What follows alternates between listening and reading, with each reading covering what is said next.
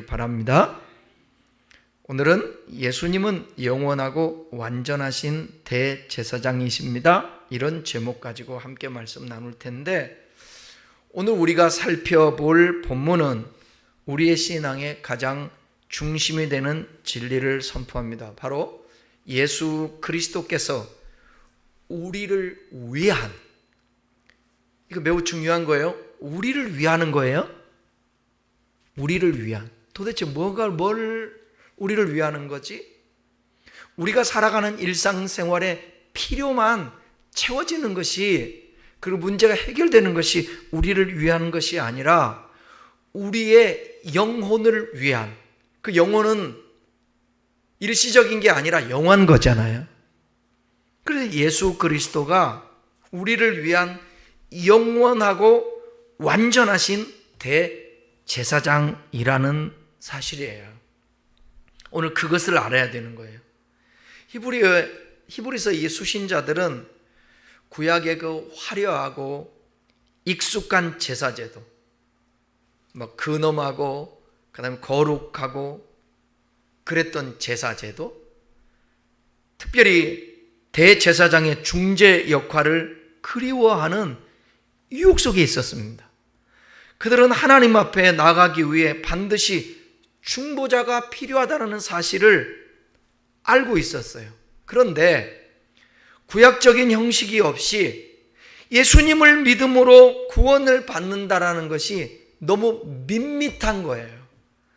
여러분, 늘 신앙생활에 있어서 밋밋함을, 이걸 이해하고 이걸 극복하지 않으면 안 돼요. 항상 신령한 것, 대단한 것, 스파크가 일어나는 것, 보이는 것, 들리는 것, 자꾸 느끼는 것, 이런 것에 우리가 자꾸 유혹을 받을 수 있어요. 때로는 밋밋함이 있어요. 여러분, 우리의 일상 속에서 제일 밋밋한 게 뭐죠? 밥 먹는 거 아닙니까?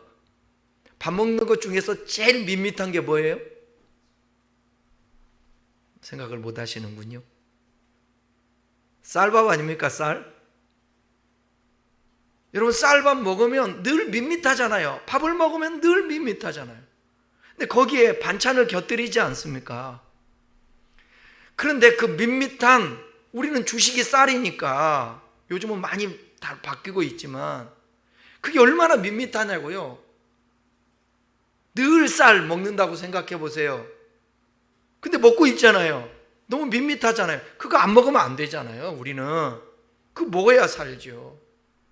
그게 얼마나 중요해요. 너무 밋밋해서 아무 느낌도 없다면 그것도 문제지만, 우리에게 탄수화물이 없으면 안 되지 않습니까? 근데 지금 유대 그리스도인들이 그런 밋밋함 때문에 자꾸 유혹을 받고 있는 거예요. 제사제도, 제사장, 자꾸 구약으로 돌아가려고 그러는 거죠. 히브리서 저자는 이러한 성도들에게 선언합니다. 구약의 제도는 그림자일 뿐이며 그 그림자의 실체가 예수 그리스도 안에 있다라는 거예요. 그걸 우리가 깨달아야 되거든요. 본문은 구약의 대제사장들이 아무리 거룩한 직분을 수행했더라도 그들 역시 오늘 본문에 보게 되면 연약함에 휩싸인 인간이었기에 다른 사람을 위해서도 중보자로서의 제사를 지냈지만 자기 자신들을 위한 속죄제를 드려야 했다라는 거예요. 그들의 사역은 일시적일 수밖에 없었다라는 한계를 우리에게 명확히 지적하고 있습니다. 그것이 1절에서 3절 아닙니까? 이러한 불완전한 그림자에 대비하여서 히브리서 저자는 예수님을 제시하는 거예요.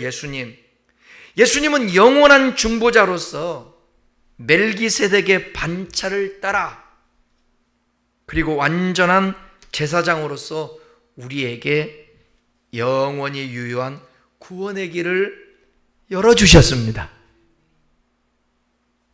오늘 우리는 본문을 통해서 예수님께서 어떻게 하나님의 아들로서 부르심을 받았고 고난을 감수하시어 모든 인류를 구원하셨는지, 그 구원의 자격을 갖추셨는지 함께 살펴보겠습니다. 본문 통해서 구약의 그림자와 예수 그리스도의 실체를 살펴볼 텐데 1절에서 4절에서는 구약에 나오는 대제사장의 한계와 그 자격을 말씀하고 있습니다. 히브리서 기자는 구약 제사장이 가진 두 가지 특징을 설명하는데, 자, 1절에서 3절에서는 대제사장의 인간적인 자격과 임무를 말해요. 자, 먼저 1절을 한번 보겠습니다. 1절 같이 읽겠습니다. 시작. 대제사장마다 사람 가운데서 택한 자이므로 하나님께 속한 일에 사람을 위하여 예물과 속죄하는 제사를 드리게 하나니. 대제사장은 사람 가운데서 택함받은 자입니다. 그러니까 사람 중에 선택받은 자, 그들의 사람의 대표로서, 그들은 대표로서 하나님께 속한 일, 곧 제사를 주관했던 자들이에요. 대제사장이 하는 일은 뭐예요? 하나님과 관계된 것으로 죄를 없애는 속죄 제사를 드리는 그 일을 담당했습니다. 이러한 제사장의 독특한 역할은 제사장이라는 어휘, 이 단어 라틴어에서 잘 드러나는데, 여러분 이 설명 잘 들어보세요. 라틴어에서 제사장을 뭐라고 그러냐면 폰티펙스라고 써요. 이 단어예요. 근데 이 단어의 의미가 뭐냐? 교랑을 세우다라는 뜻이에요. 감이 와요? 제사장이라는 뜻이 라틴어로는 교랑을 세우다, 교량을 세우다라는 뜻이에요. 그러니까 하나님과 사람 사이에 큰 강이 있는 것처럼 하나님과 우리가 사이가 갈려졌다, 멀어졌다 그러잖아요. 하나님과 사람 사이에 큰 강이 있는 것처럼 멀어지게 되었을 때 하나님과 사람 사이를 연결하는 역할을 하는 사람이 바로 제사장이라는 거예요. 그들은 백성들의 죄를 대신하여 짐승의 피를 가지고 지성소에 들어가는 유일한 존재였습니다. 그러니까 하나님과 사람 사이의 교량 역할, 좀 전문적인 용어로는 중보 역할을 했다라는 거예요, 제사장들이. 5장 2절 3절도 읽어보겠습니다. 그가 무식하고 미혹된 자를 능히 용납할 수 있는 것은 자기도 연약에 휩싸여 있음이라. 그러므로 백성을 위하여 속죄제를 드림과 같이 또한 자신을 위하여도 드리는 것이 마땅하니라. 대제사장이 무식하고 미혹된 자, 즉 죄를 지은 사람을 능히 용납하고 긍휼히 여길 수 있었던 이유가 뭐냐면 바로 자신도 연약에 휩싸여 있는 존재라는 거예요. 인간의 고통과 연약함을 아는 자예요. 제사장도 같은 사람이니까. 그 연약함 때문에 백성들뿐만 아니라 이 자기를 위하여도 속죄제를 드려야만 했습니다. 그 중재는 일시적이었고 불완전했어요. 그래서 그 사역은 그의 죽음으로 끝나고 말았습니다. 제사장들이 있잖아요. 그 사역, 자기 죄인이라 자기 죄도 속죄를 받아야 돼요. 그래서 제사를 드렸던 거예요. 그런데 이 사람이 영원한 게 아니라고요. 하나님이 직분을 주었어도 제사장인 직분에 한계가 있었고 그가 죽으면 끝이 나요. 그러면 그 다음에 또 이어서 제사장이 세워지는 것입니다. 아론의 계열을 따라 레위 지파로. 그런데 예수님은 어땠어요? 예수님은 죄가 없으시잖아요. 그래서 예수님은 자기 죄를 위한 제사를 드릴 필요가 없었어요. 예수님의 제사는 단번에 완전하게 이루셨어요. 당신의 죄를 위한 것이 아니라 대사장처럼, 구약의 대제사장들처럼 자신의 죄를 대속하지 않는 것입니다. 예수님은 죄가 없기 때문에. 그래서 인류를 위하여 단번에 제사를 지르고 완전하게 이루셨어요. 그 대비가 오늘 본문의 핵심입니다. 또 생각할 것은 대제사장은 하나님의 부르심으로 될 수 있다는 거예요. 4절 한번 읽어봐요. 4절. 이 존귀는 아무도 스스로 취하지 못하고 오직 아론과 같이 하나님의 부르심을 받은 자라야 할 것이니라. 대제사장은 스스로 원한다고 되는 게 아니에요. 하나님이 부르신 사람이어야 하는 것입니다. 대제사장의 직분은 아무나 가질 수가 없어요. 그것은 하나님께서 아론과 같이 부르시고 세운 거룩한 직분이었기 때문이에요. 이것은 대제사장의 사역이 인간의 능력이나 그 욕망에 의해서 거룩한 옷을 입고 제사를, 자기네들은 못 들어가는데 지성소에도 들어가니까 나도 제사장이 되고 싶어, 그렇다고 해서 되는 게 아니라는 거예요. 오직 하나님의 주권과 그 뜻에 달려 있어. 그래서 하나님이 세워주셔야만 되는 것입니다. 이 부르심의 원칙은 이제 예수님에게도 동일하게 적용되죠. 예수님도 스스로 내가 제사장 되었다 하신 것이 아니라 아버지 하나님께서 예수님을 영원하고 완전하신 대제사장으로 세우셨어요. 우리 전 시간들 보게 되면 예수님을 사도라고 그러시지 않습니까? 사도가 무슨 뜻이에요? 사도라는 것은 보내심을 받은 자. 그러니까 예수님이 이 땅에 오신 것은 스스로 오신 게 아니라고요. 하나님의 보내심을 받았다고 사명을 가지고 와셨어요. 그 예수님은 오셔서 인류를 구원하고 아버지의 뜻을 이루기 위하여서, 신앙인이라는 게 뭔가, 하나님을 섬긴다라는 게 뭔가를 가르쳐 주기 위해서 예수님이 이 땅에 오셨다라는 거예요. 대속뿐만 아니라 어떻게 죄사함 받고 난 다음에 그리스도인들이 살아가야 될 것인가. 그래서 예수님이 이 땅에 선구자로 오셨잖아요. 앞서가신 자로 오셔서 그 예수를 따라가는 것입니다. 그래서 믿음의 주여 온전케 하시는 예수를 바라보면서 우리가 그분을 따라가는 거예요.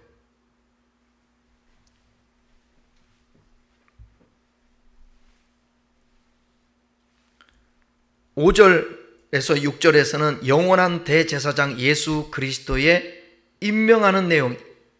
이제 예수님을 대제사장으로서, 근데 대제사장인데 구약의 유효한 한계적인 대제사장이 아니라 영원한 대제사장으로서 예수님을 임명하는 내용이 나옵니다.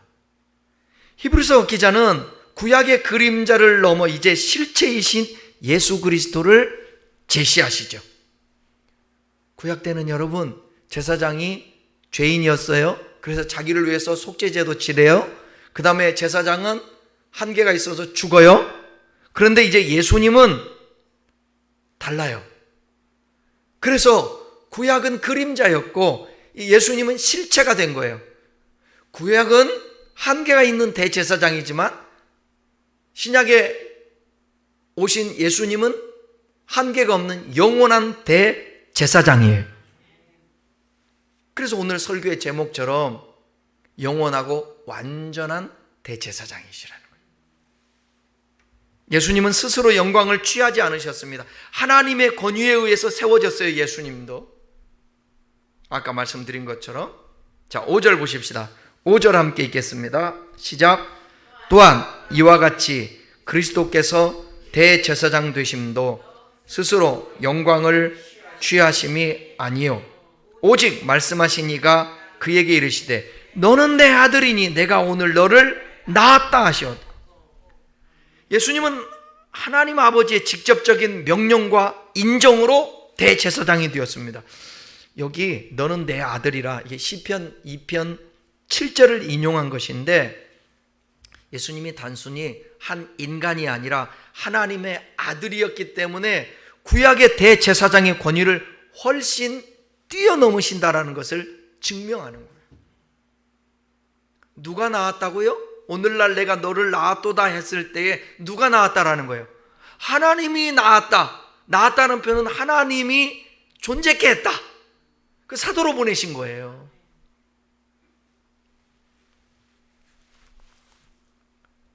예수님은 또 멜기세덱의 반차를 따른 영원한 제사장. 자, 6절 읽겠습니다. 시작. 또한 이와 같이 다른 데서 말씀하시되 내가 영원히 멜기세덱의 반차를 따르는 제사장이라 하셨으니. 다른 데가 어디겠어요? 시편이에요. 시편 110편 4절을 인용한 거예요. 멜기세덱의 반차는 예수님의 제사장 직분이 레위 지파를 통해 아론의 반차보다 더 오래되고 더 높으며 영원하다는 것을 의미하는 거예요. 멜기세덱의 뜻이 뭐냐? 의의 왕, 평강의 왕이라는 뜻이에요. 그러니까 레위 계통이 아니면서도, 여러분, 레위 계통과 아브라함이 먼저예요? 레위 계통이 먼저예요? 아브라함이 훨씬 먼저죠. 그런데 멜기세덱은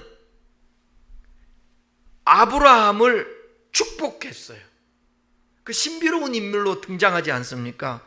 예수님은 바로 이 멜기세덱처럼 왕권과 제사장분 동시에 가지시고 영원히 우리의 중보자가 되셨다라는 거예요. 예수님은 아론 계열의 한계를 넘는 영원한 제사장, 사람의 핍을 받고 세움받은 자가 아니라는 것이요.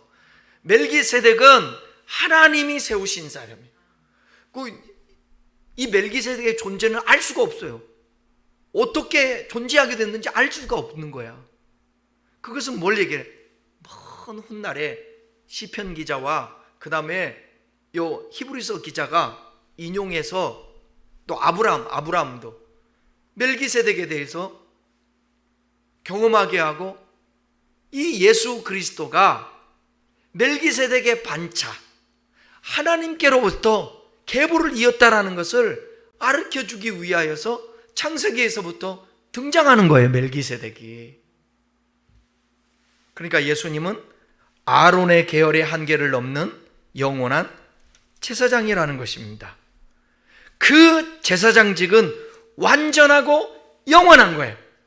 구약시대 때 세움받은 제사장하고는 다르죠. 이해하시겠어요? 이거 매우 중요한 얘기입니다. 이걸 알아야 왜 예수님이 오셔야만 했는지 알 수 있고, 그렇죠. 7절에서 10절은 예수님의 순종을 통해서 완성된 구원의 근원을 말씀하는데, 멜기세덱의 반차를 따른다라는 영적인 위대함 외에도 예수님은 인간적인 고난을 통해서 대제사장의 자격을 온전히 갖추셨다라는 거예요. 사람으로서. 자, 7절 한번 볼까요? 7절.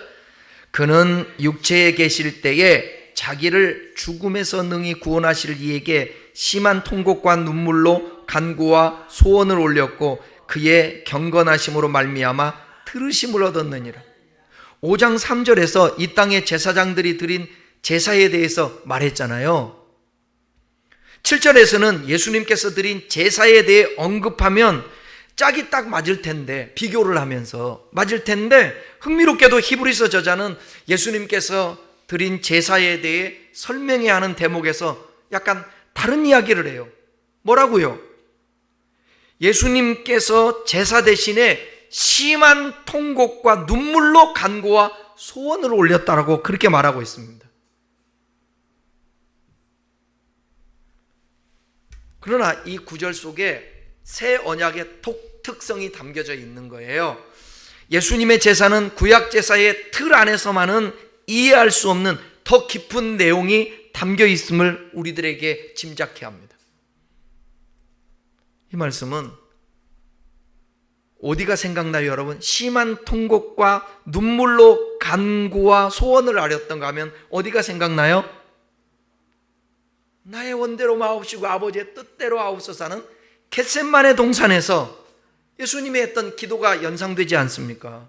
하나님의 아들이셨으나 우리와 똑같은 육체로 계실 때에 십자가의 고통과 죽음 앞에서 심한 통곡과 눈물로 하나님께 간구했다는 거예요. 여기 보면 5장 7절의 마지막에 들으심을 얻었느니라 나오잖아요. 여기 들으심을 얻었다라는 것은 죽음을 면제받았다라는 뜻이 아니에요. 예수님이 하나님 앞에 통곡하면서 막 땀방울이 핏방울 되도록 기도하지 않습니까? 그 기도를 하나님이 들으셨다라는 거예요. 근데 들으셨는데 그 들으셨다라는 얘기가 죽음을 면제했다라는 뜻이 아니에요. 예수님이 처음에 기도했던 대로 이 잔을 좀 옮겨주시고, 안 죽으면 안 됩니까? 하나님 아버지. 그 기도를 응답했다라는 뜻이 아니라 하나님의 뜻을 이루고자 하는 순종의 기도가 응답되었다라는 거예요. 아버지의 뜻대로 되기를 원하나이다. 이게 응답됐다는 거예요. 예수님은 고난 앞에서 물러서지 않고 그 경건함 때문에 사명을 완수할 힘을 얻었습니다. 하나님을 향한 절대적 의존과 순종 때문에. 예수님은 우리와 같은 연약함을 체험하셨지만 그분은 죄가 없으신 분이, 그래서 영원한 대제사장이 되는 거예요. 구약의 일시적인 대제사장이, 한계가 있는 대제사장이 아니라 그분은 아버지의 뜻을 이루면서 죄를 짓지 않고 그분의 뜻대로 순종함으로 인하여서 영원한 대제사장이 되셨다라는 거예요. 우리와 똑같은 연약함이 있으신 예수님이었습니다. 예수님도 아프셨어요. 배가 고프셨어요. 슬펐어요. 고통, 완전한 인간의 모습이었지만, 여러분, 아담은 완전한 인간 아니었습니까? 완전한 인간이죠. 하나님이 완전하게 만들었죠. 그런데 완전한 인간이 하나님이 하지 말라 한 선악과를 따먹은 거예요. 유혹 앞에서. 예수님도 얼마든지 둘째 아담이라고 그러잖아요. 그래서 둘째 아담인 예수님도 그 유혹과 시험에 얼마든지 유혹에 넘어질 수도 있는데, 예수님은 하나님의 뜻, 말씀을 그 기도와 통곡과 그 아픔 속의 부르짖음으로 인하여서 순종을 하는 것입니다. 그래서 불순종하지 않아요. 아버지의 뜻을 순종을 해요. 아담은 불순종했지만 둘째 아담은 순종을 하셨다고. 그래서 그분은 죄가 없으신 거야. 유혹은 받은 자로되 죄는 없으시도다 그러잖아요. 유혹받았는데 죄는 없어. 여러분, 예수님이 얼마나 많은 유혹을 받으셨습니까? 공생이 시작할 때 마귀가 와서 유혹도 하고, 그 십자가를 겟세마네 동산에서 십자가를 안 지면 안 되겠습니까? 그 얼마나 유혹이 커요. 그런데 예수님은 그 유혹을 뿌리치고 아버지의 뜻을 순종했다라는 거예요. 아버지 원대로 하옵소서. 그 기도를 하나님이 들으셨다라는 것이에요. 들으심을 얻었다라는 것이. 그러니까 예수님은 구약에 있는 대제사장들과 다르게 완전하신, 영원하신 대제사장이 된 거예요. 그 영원하신 분이 십자가의 죽으심으로 단번에 제사를 드려서 하나님 앞에 나아가는 산길을 열어 놓으신 것입니다. 8절 9절 보십시다. 시작. 그가 아들이시면서도 받으신 고난으로 순종함을 배워서 온전하게 되셨은즉 자기에게 순종하는 모든 자에게 영원한 구원의 근원이 되시고. 예수님은 본질적으로 하나님의 아들이시기에 순종의 결함이 없어졌지만 고난을 통하여 순종의 실제적인 경험을 완성했습니다. 이 온전하게 되셨다는 말은 도덕적 결함이 사라졌다는 의미가 아니라 대제사장으로서의 사역을 완수할 수 있는 완전한 자격을 갖추게 되었다는 뜻입니다. 영원한 대제사장, 완전한 대제사장으로서의 자격을 갖췄다는 거예요. 순종하심으로. 인간의 연약함을 아는 구약의 대제사장은 죄 때문에 스스로 속죄해야 했었으나 예수님은 고난을 통해서 죄 없는 순종을 완성하셨습니다. 그래서 이제 예수님에게 순종하는 모든 자에게 영원한 구원의 근원이 되셨어요.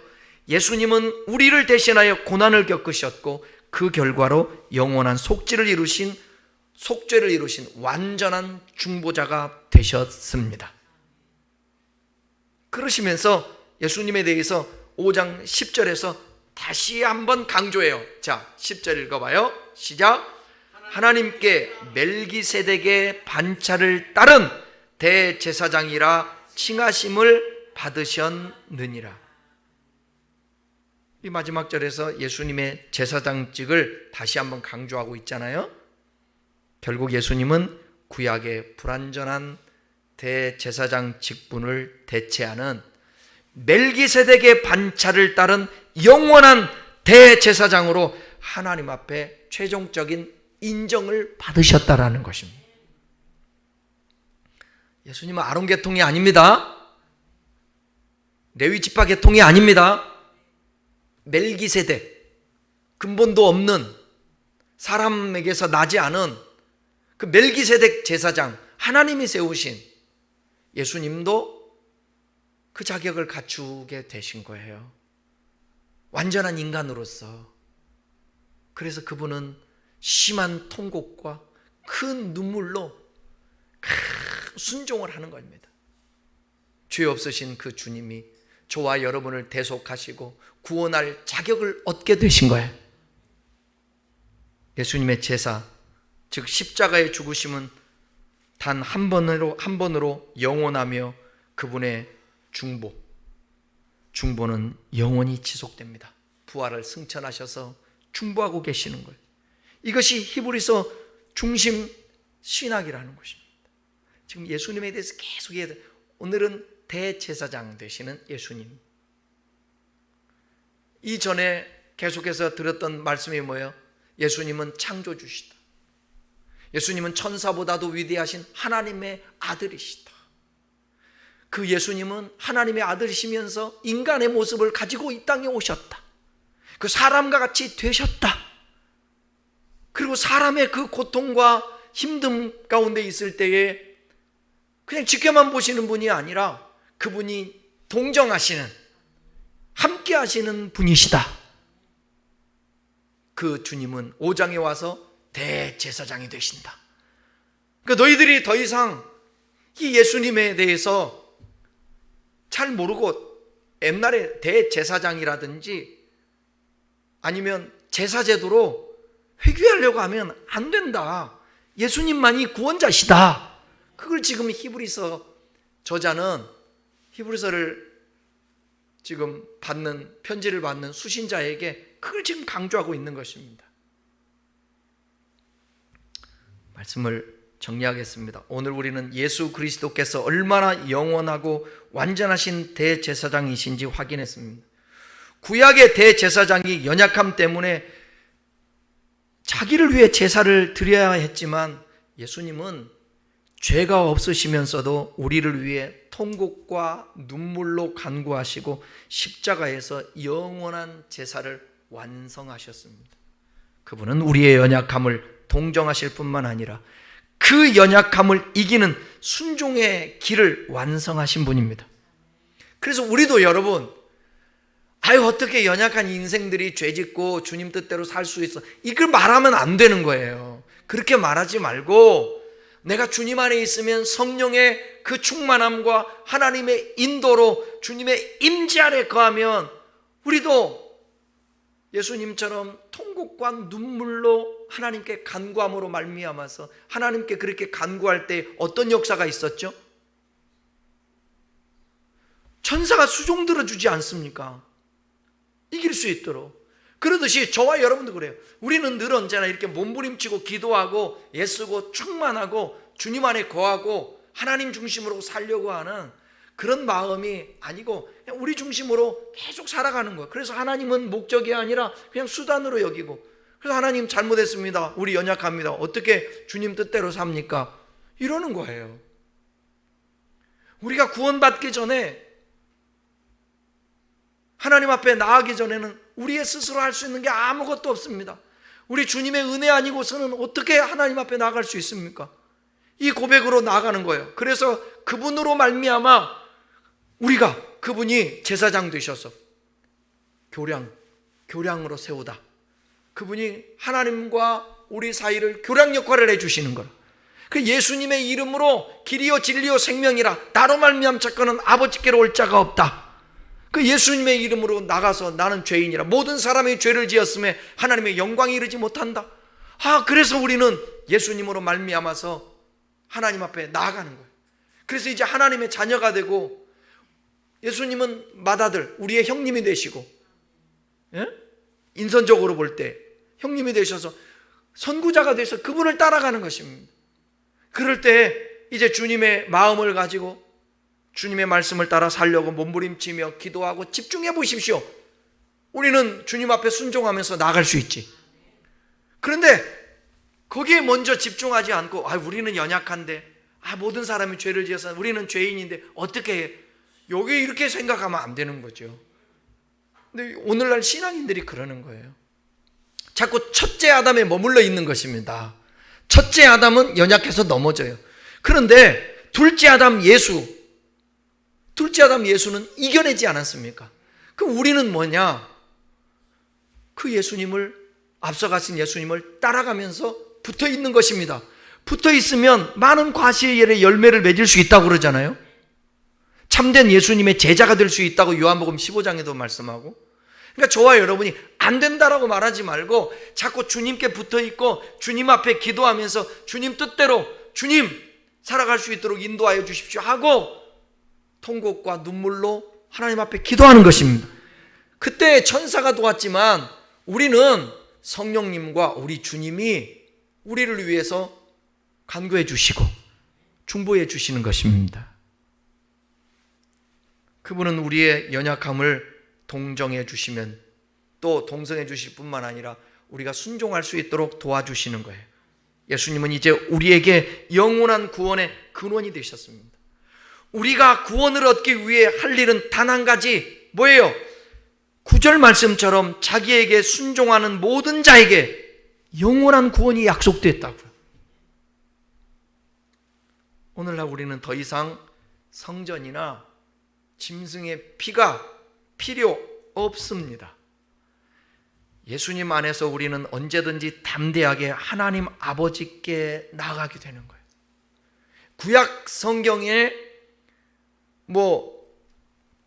안식일을 지키는 그런 개념들이 우리에게 이제 사라졌어요. 지금 하나님의 교회라든지 제7일 안식교회 같은 경우는 토요일날 예배드리잖아요. 우리는 그 구약의 안식일을 제사 드리는 것에 얽매이지 아니하고 우리는 부활하신 예수님을 믿고 그분과 함께 나가기 때문에 지금은 그분이 죽으시고 부활하신 날을 기념하면서 주일을 부활을 한 날, 주님의 날, 그날을 기념해서 우리가 주일 예배, 일요일 날 예배를 하는 것입니다. 그러니까 영원하고 완전하신 대제사장 예수를 이제 굳게 붙잡고 더 이상 구약과 같이 제사 지린다든지 안식일을 지킨다든지 그러지 않고 그분의 가르침과 명령에 순종하는 삶을 통해서 참된 평안과 영원한 구원을 누리시기를 주님의 이름으로 간절히 축원합니다. 그러니까 구약과 신약의 이 연결점을 잘 모르니까 11조는 구약시대 때나 드렸다. 아니 신약시대 때 와서는 여러분 구약시대 때는 그런 말씀도 있잖아요. 눈으로 보기만 해도 뭐라고 그랬어요? 음욕을 품으면 간음이라고 그랬잖아요. 미워하기만 하면 살인이라고 그랬지 않았습니까? 우리의 모든 삶이 다 하나님의 거예요. 물질이 누구 거예요? 하나님의 것이라고. 하나님께 우리 다 하나님 거라고. 다 드려도 부족한 것이 우리 아닙니까? 모든 것이 하나님의 거니까. 근데 그 중에서도 교회를 운영하면서 교회가 어떻게 운영되어지고 교회의 필요를 채우고 함께 공동체 안에서 잘 우리가 헌신하며 나아갈까 약속하는 게 그것을 귀한 전통을 가지고 구약적인 전통, 신약에서도 11조가 나오는데 그런 의미에서 우리가 하는 거지 무슨 구약적인 의미 가지고 구약이 안 했으니까 신약 안 했. 그럼 여러분 어떻게 해요? 10에 10조 합니까? 그렇게 얘기하면 틀려요, 맞아요? 10에 10조 얘기하면 틀려요, 맞아요? 왜 말을 안 해요? 맞아요. 10에 10조 얘기하는 게 맞아요. 왜? 우리의 모든 것이 다 하나님의 것이니까. 구약시대 때는 다 하나님의 거 아니었습니까? 근데 구별해서 감사해서 하나님이 우리의 삶의 물질의 주인 되십니다. 그 표현인 거예요. 이렇게도 안 하면 한국 교회는 존립할 수가 없어요. 지금 그렇잖아요. 지금 자꾸 그래서 우리 주님이 복음서에서도 그 얘기하지 않았습니까? 두 주인을 섬길 수 없다고. 만몬과 하나님을, 만몬은 물질이에요, 돈이에요, 겸하여 섬길 수 없다고. 하나님은 하나님, 돈이면 돈. 우리가 예수 그리스도와 복음을 제대로 알면, 성경을 제대로 알면 그런 것 때문에 이일비하고 시험에 들고 뭐 하네 못하네 뭐 그런 거 하지 않아요. 그러니까 제가 왜 강조를 하지 않냐면, 뭐 교회가 어쩔 수 없다면 공동체를 교회와 또 세워지기 위해서 뭐 강조해야 되겠지. 근데 복음을 제대로 알면, 성경을 제대로 알면 저절로 모든 것이 다 하나님의 것이 되는 거예요. 그 중에 구별하여서 10분의 1을 들여서 공동체가 운영되고 교회가 세워지고 선교하고 전도하고, 그래서 감당하기 위해서 그러는 거죠. 그러니까 이제 더 이상 우리가 구약에 머무르지 아니하고 이 땅에 오셔서 영원한 대제사장이 되시고 완전한 대제사장이 되신 그 예수 그리스도로 말미암아서 이제는 하나님 앞에 나갈 수 있는 담대함을 얻게 되었으니, 우리가 그 예수님께 늘 감사하고, 그 예수님 내가 범죄할 때마다 기억될 게, 주님이 이렇게 아픔을 통해서 중보 역할을 십자가에서 해주셨는데, 그 생각으로 우리가 더 거룩함으로 나가고 하나님의 말씀 가운데 하나님께 영광 돌리는 삶을 살아가고 복음을 전하고 교회를 세워서 하나님 나라를 확장하고 그러는 겁니다. 저와 여러분의 이 대제사장 되신 예수님을 굳게 붙잡고 그분을 따라감으로 인하여서 저와 여러분들이 영원한 참된 평안과 영원한 구원을 누리는 저와 여러분 되기를 축원합니다. 기도하십시다.